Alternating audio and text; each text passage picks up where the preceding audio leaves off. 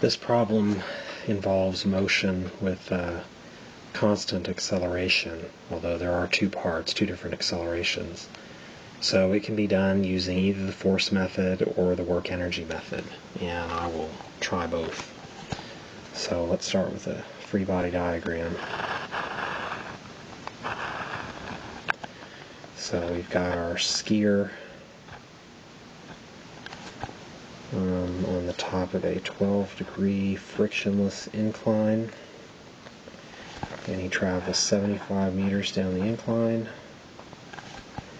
and then he goes onto a flat surface here with the coefficient of kinetic friction of 0.080, and we want to know what is delta S along this surface before coming to a stop. Okay, so using the force method, we have to identify the forces. We're going to have to split it into two parts because there's going to be two different accelerations. So in part one, we've got gravity and normal force. There's no tension, no applied force, no friction, and no springs. So that's it. So I can write that the sum of all parallel forces, which is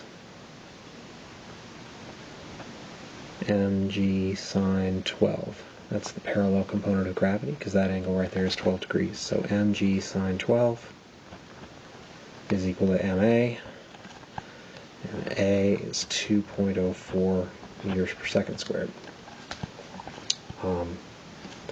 I can use that to find the final velocity. That'll be the initial velocity for the first part.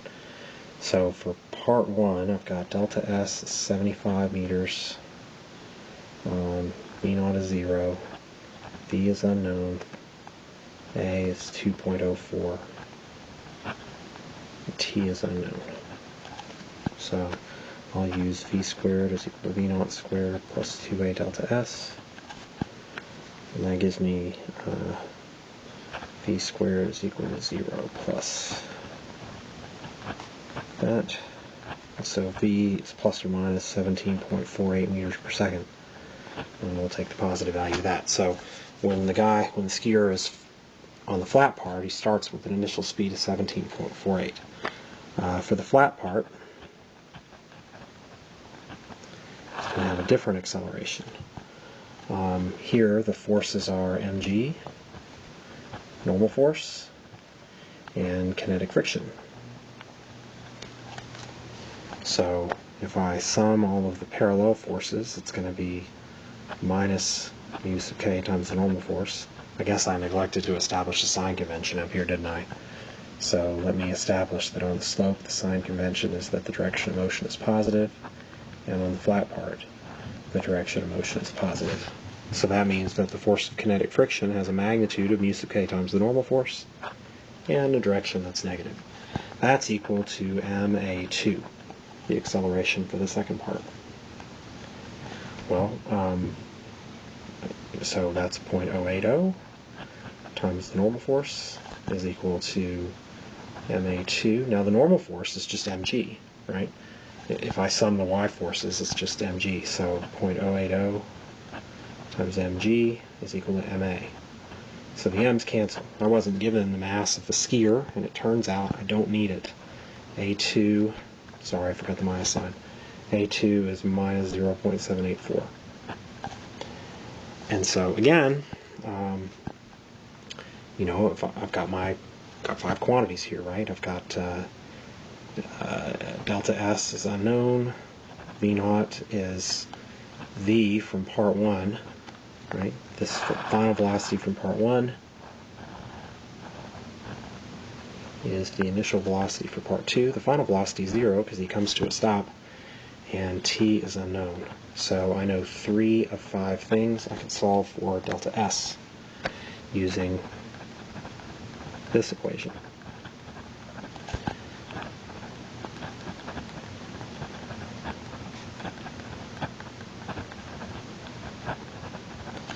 And I get delta S is equal to 195 meters, which I suppose I should round off to 200 meters. Okay, so there's my answer using forces. Now let me answer this using work and energy.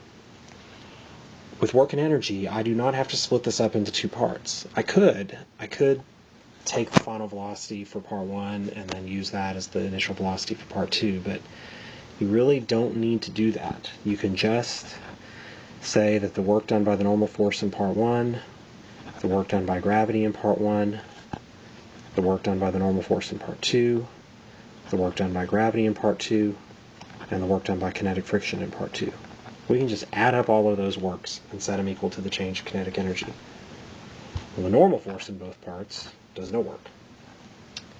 Gravity in part 1 does positive mgh of work. And in this case, right, remember we're going down a 12-degree slope. This is 75, and this is 12 degrees, and this is our height h that the skier drops through. So this is mg times 75 sine 12, which is m times 152.8. I don't know m, so I gotta leave that alone. Work done by gravity for part 2 is 0, because in part 2 the gravity here is perpendicular to the displacement there. And then we got the work done by kinetic friction, which is mu sub k times the normal force times delta s times cosine 180. The kinetic friction points in the direction opposite the motion, so we have cosine 180. So that's minus mu sub k mg delta s, which is minus 0.080 times m times 9.8 times delta s, so minus 0.784 times m times delta s. Okay, so now I have expressions. I've simplified it as much as possible for all of my works, and I got to set that equal to the kinetic energy, the change of kinetic energy. Well, the change of kinetic energy is 1/2 mv squared minus 1/2 mv naught squared is 0. Because, of course, at the end of part 2, he finishes at rest, and at the beginning of part 1, he starts at rest. So, okay, now I just have to add up all my works. So 0 plus 152.8 m plus my other works is equal to 0.